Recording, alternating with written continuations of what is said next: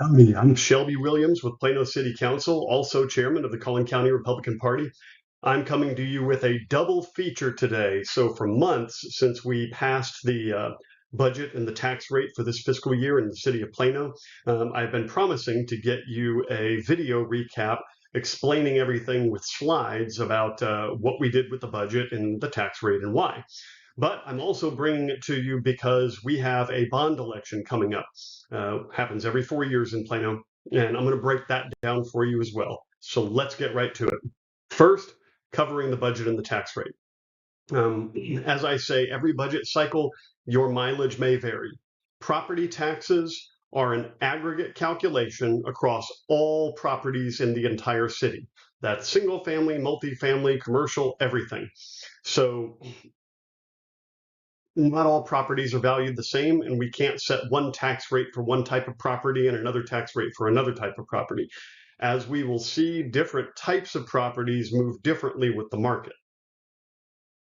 So first, let's take a little step back. Going back to Q1 of 2020, which is when the pandemic started, I've charted the average wages, average income, which is important because that's how people pay their taxes. CPI inflation, that's consumer price index. That's what you pay for a basket of goods that the normal household buys. Then there's population plus MCI. MCI is the inflation index for municipalities. It stands for Municipal Cost Index because a basket of goods for a municipality includes things like asphalt and water pipes. Not exactly the things you pick up at the Walmart or HEB. So that also includes population. As our population increases, which it's not increasing as much as it used to, but it is still increasing very incrementally, population drives the cost of city services, such as law enforcement, etc. The blue line you see there is the Plano budget. That's how our budget has increased. And then the purple line is how your property tax burden has increased over the past 4 years. So as you can see, most of these move in the same direction, but I want to call particular attention to the red line. That's population and MCI. That's what drives the city of Plano's costs, as well as the budget, the blue line. That's what we're actually spending versus what our costs are. And then there's the purple line, which are your taxes. So as you can see, between 2020 and 2022, the purple line is lower than any of the others. We kept your taxes as low as possible. However, our expenses as a city, population MCI, the red line, dramatically outpaced what we were charging you in taxes. We did spend more, and you see the inflection point in Q1 of 2022 where we started to spend more. This is just year over year, Q1 to Q1. The difference in Q1 of 2022 was we had just passed a bond election. And so taxes from the bonds that voters approved, as well as our budget, increased accordingly. But that's where our costs started to stabilize, and we started to bring taxes and budget back into parity with our costs as a city. So if you move to the far right of the chart, you'll see that the budget and the taxes are now converging. However, we're heading into a new bond cycle, but also our expenses are still higher than everything else. We have been working to do more to provide you services with fewer of your tax dollars than we have previously. And we will continue that, at least as long as I'm on council. So we're going to move along. Just understand the relationship between people's ability to pay, inflation that's impacted everybody, city inflation plus population growth, our budget, how much we're actually spending versus the taxes that we're collecting. All right. This is the type of slide that we're shown every year during the budget cycle. This is the tax impact on the average Plano home. That's a homesteaded home for which you have a homestead exemption. That's the home where you live. This does not count rental properties. So we left the tax rate alone. You can see the tax rate 41.7 or 0.4176. That is unchanged from last budget year to this budget year. However, That does not mean your tax burden stays the same. The tax rate is just a rate. As I say every year in the Property Tax 101 seminar that I do with our newly elected Collin County Tax Assessor Collector Scott Grigg, how many rates does it take to buy a loaf of bread? How many rates does it take to put your kid through college? You don't pay for anything with rates. You pay for it with dollars. And when the rate stays the same, but your property value increases, then your tax burden increases. And that's what you see here. The average tax levy at the bottom is a reflection of the increased property value. But there's a hitch. There's the market value and then the taxable value. If you look under the 2023 column here and then compare it to the 2024 column, you'll see that the market value went up just a little bit, from 564,000 to 579,000. That's the average Plano home. But the taxable value had a much larger jump. The reason for that, as I'll show on a subsequent slide, is that in the state of Texas, your taxable value by state law is limited to a 10% increase per year, regardless of what the market value does. If the market value of your property doubles from one year to the next, your taxable value is still limited to going up 10%, but it will go up 10% every year until the taxable value reaches whatever the market value is then. Let's move ahead. This is where we see that. The blue line is going back to 2019. That's tracking the market value of the average Plano home. Now it kind of flatlined between 2019 and 2021, and then it shot up again. Prior to 2019, it had been shooting up year after year pretty dramatically. The taxable value looks like a nice, neat straight line, because this is on a hypothetical home, by the way, where the market value in 2019 is 400,000 and the taxable value is 300,000. And that red line is a nice, neat straight line because it's an even 10% every year, and it will keep going up 10% until it reaches the market value. But that's what happened this year. This past year, you see the flattening of the blue line up to the top right. That's where over the prior year, market value did not increase as much, which we saw in the previous slide, but the taxable value still jumps up 10%. That is the key to understanding where you might have heard that this was the largest tax increase in Plano in 20 years. That's not quite true. It is only true for single-family homesteaded homeowners.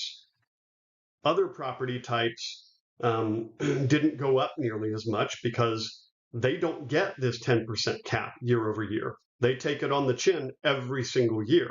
If their property value doubles from one year to the next, then their taxes double one year to the next. They don't have that 10% protection from state law. And this is why we see what happened to single-family homes in this budget year and why the tax impact is what it is. Now, don't get me wrong. This was a huge tax impact comparatively to single-family homeowners. We, the city of Plano, adopted the no new revenue rate 4 years in a row, my first 4 years on council. In fact, the first time it wasn't called the no new revenue rate yet. It was called the effective tax rate. But adopting the no new revenue rate means we keep the actual tax burden flat across the entire city in all property types. That's on properties taxed in both years. We just kept not the rate flat, we kept the actual tax dollars flat from one year to the next. But that's not sustainable forever because of inflation. And once we started adopting it in 2019, inflation hadn't kicked in yet. And even in the next budget cycle, 2020, 2021, inflation hadn't seriously kicked in yet. But the pandemic had. So I ran originally just wanting to adopt the no new revenue rate for 2 years in a row to get a handle on the prior several years of tax increases and just pump the brakes a little. But then the pandemic happened, and then inflation happened, and we adopted the no new revenue rate for 2 additional years to take a break on our people, on our taxpayers. That's you. To give you a break, because we didn't want to hit our people twice, once with the tax increase and once with everything happening with the economy. But then when I ran for reelection to city council, I said very clearly I wasn't necessarily going to champion that again, that I thought we needed to start increasing taxes, just not precipitously. We have to keep pace with inflation. We also have a lot of maintenance needs in the city, which we have to see to appropriately, which I'll get to in the bond section. But this is what happened. So the dark blue or teal, whatever color you want to call that, column represents how much of that type of property comprises the total property value in the entire city.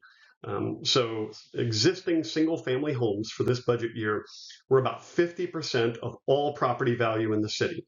Existing multifamily was about 11% of all the property value.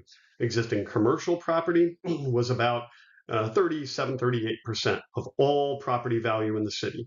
And then to the right of that chart, we've got the new single family, multifamily, and commercial properties. Those are properties that were just built and came online this next year or improved over the prior year, had additional construction.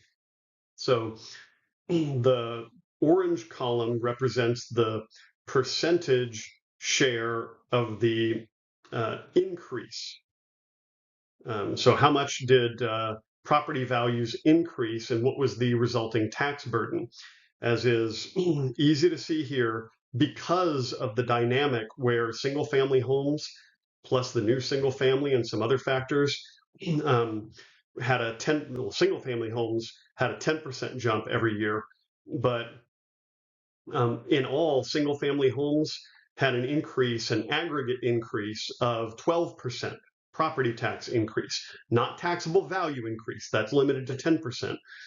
But the total amount of taxes collected from single family homesteaded homes was about 12%. And the valuation, the extent to which multifamily rose in value was negligible. You can see down there, it's like 2.3%. And then commercial, less than single family. So the amount of taxes collected due to increases in multifamily and commercial, business commercial, was significantly less than the amount of new taxes from single family, and that has everything to do with the taxable value increase. Remember, multifamily and commercial, because of the way they're valued, they don't get any protections year over year like single family homeowners do. And so they're not having to play catch up because they're always caught up. Every year they're caught up, even if it means their property taxes double year over year. They're always caught up. So when multifamily rose 2.3% in value from one year to the next, that's the increase. They brought in that much more in new tax revenue.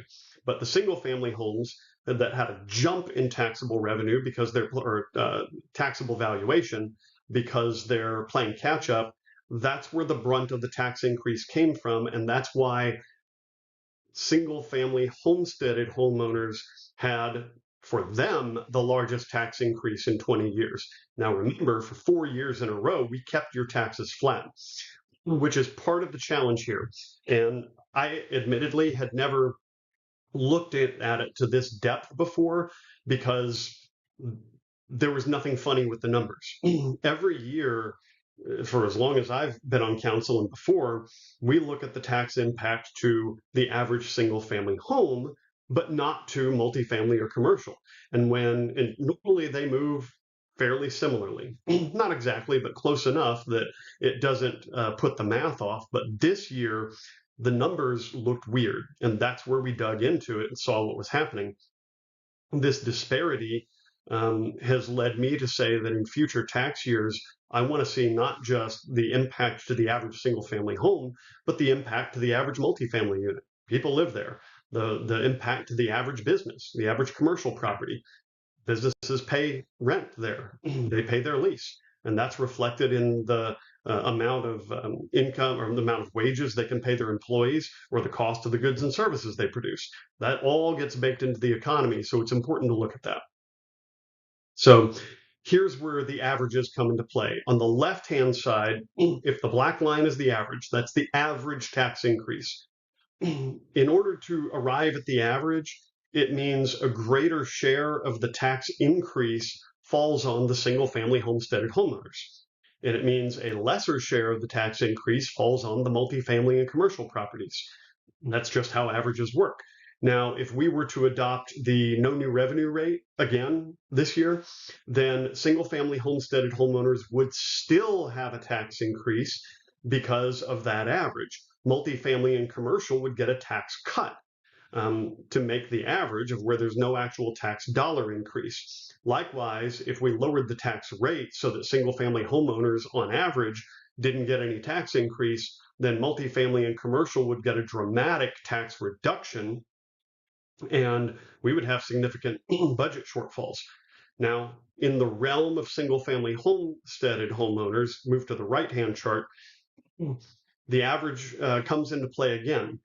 As you may know, Plano is aging in place. This is reflected by Plano ISD shutting down 4 schools because our school enrollment is declining year over year. So Plano is aging in place because a lot of folks who are now empty nesters, they don't have kids at home anymore. They don't want to move, or they can't find a good home to downsize into nearby, so they're staying in place. And the city of Plano offers an over 65 tax freeze. That means in the year you turn 65, you can apply to have your property taxes frozen by the city. This means that it doesn't matter what happens with your property value moving forward, your tax burden will never change after that. But because we have so many people claiming that exemption now, a dramatically increasing portion of our population, that means the burden to meet the increasing cost of city services to keep pace with inflation and maintenance. That means that everybody who doesn't have the freeze has to pay more taxes to make up the difference, to meet that average. And again, we can't apply one tax rate to single family and a different tax rate to multifamily. State law doesn't permit that. We can provide one tax rate that is applied to all properties. And that is after various exemptions and caps and stuff, which almost universally apply to single family homes. So both of these are causing the burden on single family homeowners who are under 65 to increase in a way that they haven't in the past 20 years. That's even at the same time that the actual tax increase across the whole city is fairly nominal. We're going to show you this here in a pie chart. So this is the taxable value of the city by property type. So the green pieces of the pie are single family, existing and new for this budget year. The blue is multifamily, and then the purple is commercial. So this shows just the makeup of the value across the city of the different property types. This shows the share of the tax increase by property types. The single family homeowners, again in green, are paying the majority of the tax increase. That's the new taxes from last year to this year. And that's why the single family homeowners are unfortunately taking it on the chin because of all of these marketplace dynamics and the impact of state law that's catching up to us. Okay. We're going to move from there to the 2025 bond election, but just to recap real quick with the budget and the property taxes, which will also provide a segue to the bond election. Providing excellent services in a city like Plano entails a fair bit of overhead and especially maintenance. We have growing maintenance considerations. You may have noticed some of the construction on the streets, notably Parker Road. So we grew faster, and North Texas grew faster than a lot of people anticipated. And the maintenance that's done on our roads, facilities, water lines, sewer lines, everything that gets wear and tear has come due sooner than many expected. So when we set the budget and the tax rate every year, as long as I've been on council, we have been endeavoring to be as fiscally responsible as possible while maintaining the high quality of city services that we have. So again, going back to that earlier chart where we showed wages, inflation, CPI, MCI, the budget, and the taxes all going up together, We pumped the brakes significantly on raising taxes, but that can't exist in perpetuity. That's not sustainable over the long term. As long as we have increasing maintenance needs and especially inflation, inflation will catch us all in the end. And inflation over the past handful of years has been particularly high. And while we kept taxes flat in those years deliberately so as not to put an undue burden on our people, we have to bring things back into parity. We do this in part by trying to, well, actually, in large part, by trying to get the best value for each of your tax dollars. So the amount of tax dollars spent by themselves doesn't really matter. The amount of taxes you pay doesn't really matter. What really matters is the value that we're driving for each tax dollar that you do pay. And that's where we're trying to maximize your value always. I do want to say one thing about the scope of government. There are a lot of things that the city offers, a lot of city services and amenities, which some people may think aren't the job of the city to do. And there's an argument for that. But that's up to the people of the city to determine. So under the U.S. Constitution, and I cover this every year in my Constitution 101, another free to the public seminar I do, the 10th Amendment specifies that all the powers not delegated to the federal government by the Constitution are reserved to the states and to the people. The U.S. Constitution very clearly delineates what the scope of the federal government is. The purview, the scope of state and local governments was always intended to be more than the very limited intended scope of the federal government. Yeah, I know that's not what we see today. The federal government has become a massive behemoth that does way more than the founding fathers ever anticipated. But what was under the purview of state and local government was always meant to be different. That's where we have the state constitution, and that's where we have the Plano City Charter. So if you believe there are things that the city is offering that we shouldn't be in the business of, then we want to hear from you. But that's how we allow our people to vote in bond elections and every municipal election. There's another one coming up in just a few months on May 3rd, where you will vote for city council members, as well as the bond referendums, which we will dive into right here. So these are, spoiler alert, we're looking at nearly $650 million worth of bonds being on the ballot. We whittled this back from just a hair over 700 million that were originally proposed. I'm going to walk through these briefly one at a time. Now, these do have a tax impact.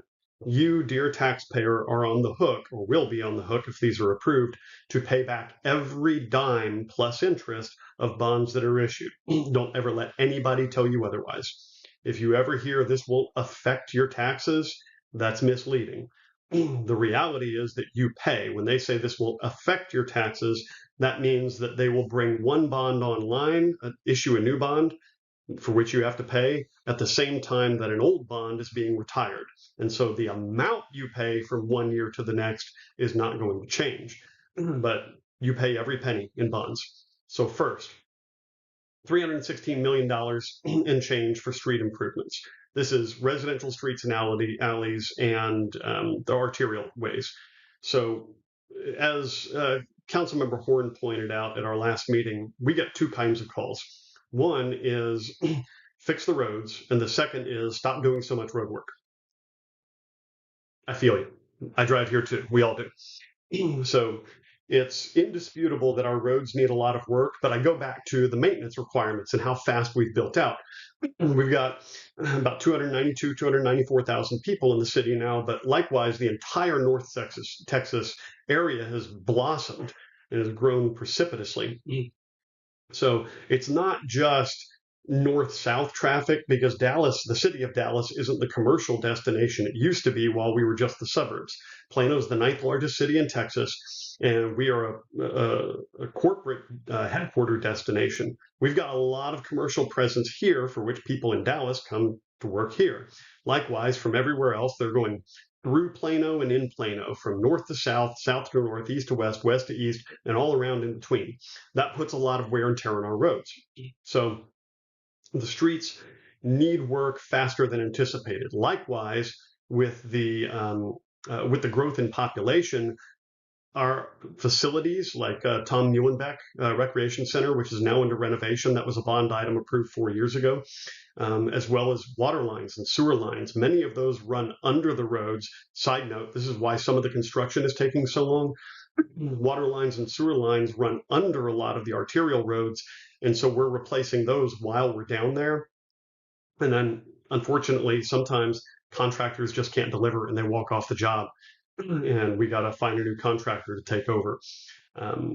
So there's a lot of street improvement that's needed, and there's so much. We have so many paved surfaces. I did the math on this myself. If you laid out all of our streets and alleys end to end, it would stretch from Los Angeles to Washington, D.C. So that entails quite a bit of cost. To replace it all would cost by now probably, well over $2 billion. We're not going to do it all at once, don't worry, but it's a continuous investment that we need. Second, $155 million for a new police headquarters. I have been in our police headquarters. It was built 50 years ago, and it's a patchwork. We've added to it over the years. We have long since outgrown it, and we need a new facility. It's aging. $155 million price tag for the new one. However, that is not going to be just the police headquarters and the jail. It's also going to be dispatch, 911, which currently works out of City Hall. And then $51 million for a new police training center. The police academy is it's not quite 50 years old, but it needs updating as well. We've outgrown that space because our police force has grown. Again, population. That's one of the things that's population driven. The more people you have in our 72 square mile area, the more police we need to maintain order and public safety. $37.5 million for additional public safety facilities. There's going to be a fire station remodel, but there's also importantly going to be a new fire station built, Fire Station 14. And that's to help take some of the load off of fire stations 1 and 2, which are by far our busiest stations in the city.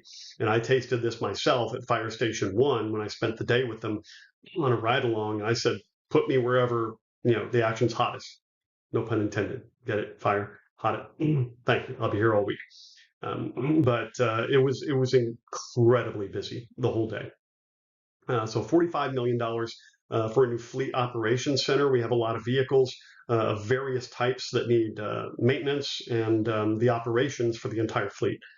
So that's going to be a new facility or an extension. And then this is interesting, $1.87 million, just under $2 million for the Schimmelpfennig library improvements. We had several bond items proposed originally for library updates, including Parr Library, which is the one closest to my house. But Councilman Riccadelli brought up the idea that we have 5 libraries. I love this idea. We have 5 libraries, and most of these are meant like new police headquarters, training center. These are 20-year bonds. We issue bonds for a 20-year cycle, which is probably the length of time until a library needs the next update. And we do our bonds on a 4-year cycle. So how about every 4 years, every bond cycle, we put forth the bond for a new library improvement. So this year, the oldest, the most in need of improvement is Schimmelpfennig. So that's what's going to be on the bond referendum. Lastly, $40.8 million for park and recreational facilities. This is going to be a variety of needs, but the depot for the Parks and Rec is one of them. But this totals about $650 million. Now, the details of these you can find on my blog. It's all linked. I will just say that 2 things. First, I'll say that I'm probably going to vote for all of these. I did vote to put these final items on the ballot for you to have a choice on. But a lot of these, such as the street improvements, police headquarters, actually, all of it's needed. The question is whether it's needed right now. As we saw earlier from the inflation, the cost of certain things, including land, is not going to get any cheaper. So the case could be made to punt some of these things, or at least subcomponents of some of them, to the next bond cycle, 4 more years. But all of it's needed because in a city our size, almost 300,000 people, again, we're responsible for maintaining the city and keeping it in good shape year after year in perpetuity. We don't want to fall into decay. Plano is one of the top cities in the country for almost everything, and it's a lot of hard work to keep it that way. And being a built out city, it's just a different dynamic than doing it with a fast growing city. So I want to get into something here. This is more of an eye chart, but the first column lists all the bond items. The second column is the amount of the bond. The third column is the estimated interest on these bonds. Now, this is only estimated. It depends on what prevailing interest rates are at the time of issue, when it's issued, but these are meant to be 20-year bonds and the estimated total.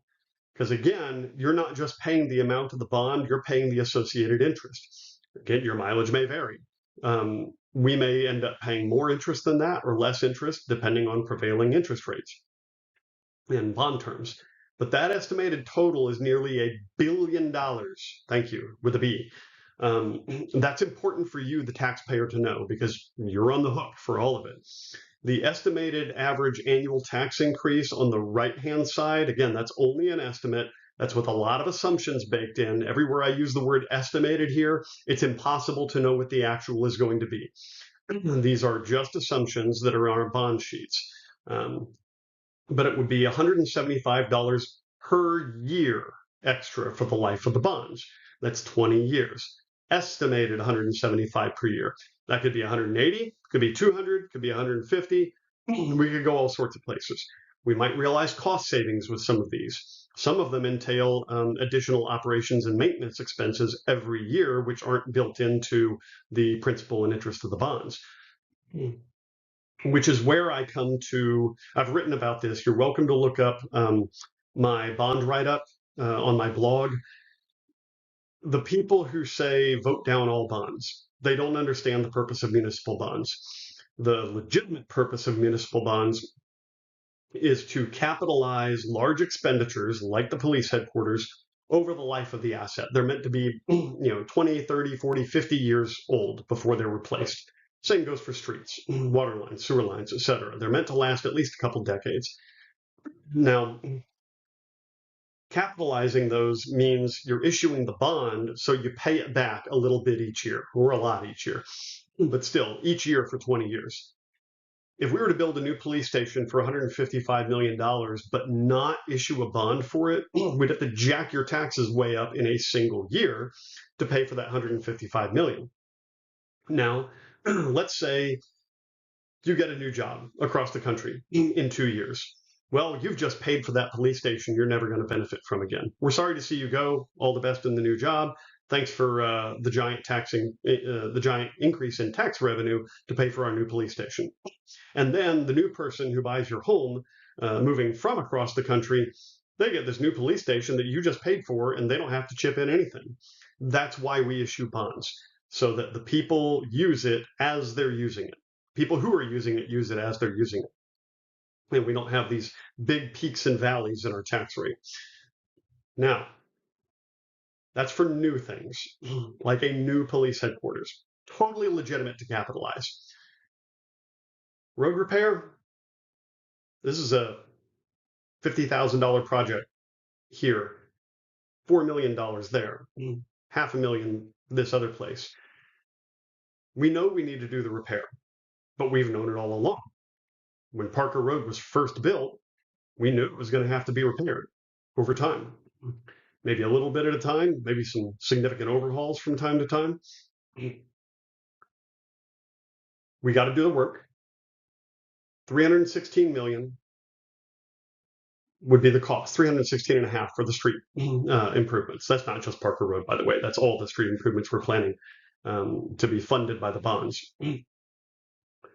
We shouldn't be issuing debt for this. We know it's going to happen, and we're doing it in little projects at one bit at a time.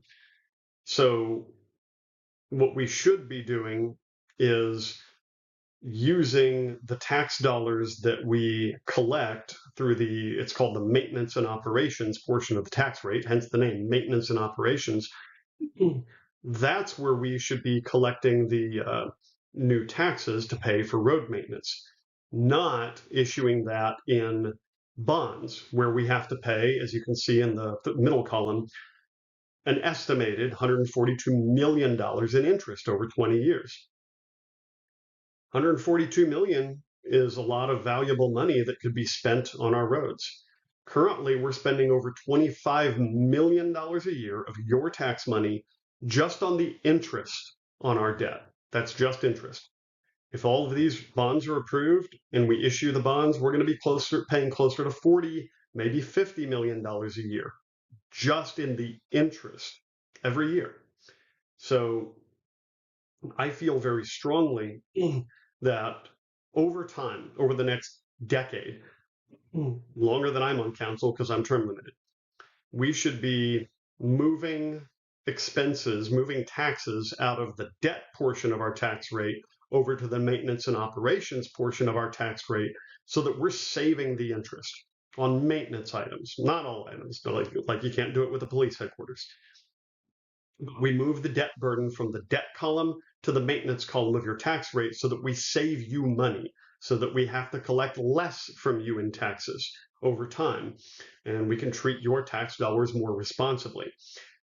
However, that doesn't help in the immediacy because we still need all this work. And a lot of it is going to cost a lot more to repair. A lot of the maintenance, it's going to cost a lot more to fix if we wait 10 years than if we issue a bond to do it now. But over the next 10 years, that's something we need to get a handle on. And we need to, year after year, shift that burden, shift that tax burden from the debt column to the maintenance column of your tax rate, so that we're saving you money in the long run, and we're better getting ahead of our maintenance needs by doing preventive maintenance. So that's the long and the short of it. This year's budget, the tax rate, and by the way, this is all these bonds, they go into the CIP, Community Investment Plan, portion of our annual budget.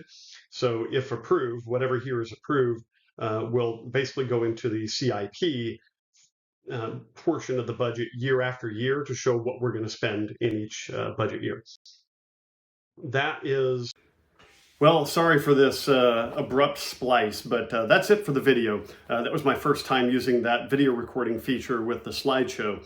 So I'm going to tack this graceful closing onto the end. I hope that helps demystify some of the things about the budget, the tax rate, and especially the bonds, but they're all tied in together. But you, the voter, have ultimate approval of the bonds, and you, the voter, have ultimate approval of who represents you on city council. So I have striven for the past 6 years to give you fiscal responsibility and excellent city services, and to enrich and maintain the high quality of life that we've come to expect here in Plano, for which all of us moved here or stayed here to begin with. This is a complex scenario, especially in a year where the market values had such a disparity between single family, multifamily, and commercial, and it really caused things to be wonky. So that's one of the many reasons why I'm championing elimination of property taxes in Texas. We already banned an income tax by constitutional amendment, and I think it's time to do away with property taxes as well. That's a whole other topic of discussion, but in short, I feel that because the property tax system in Texas was codified in our Constitution 150 some odd years ago, we had an agrarian economy at the time. Land was the primary means of producing wealth, so property tax probably made a lot of sense. We live in a very different world now with a very different economy and a different technological age. And the value of your property has nothing at all to do with the ability to pay your taxes, nor does it have anything to do with the cost of city or school services, or county services for that matter. So I think it's time to eliminate property tax, and I'm in favor of moving to a consumption tax. But again, that's another topic of discussion. I hope this helped. I'm Shelby Williams with Plano City Council, also chairman of the Collin County Republican Party. Thank you for watching.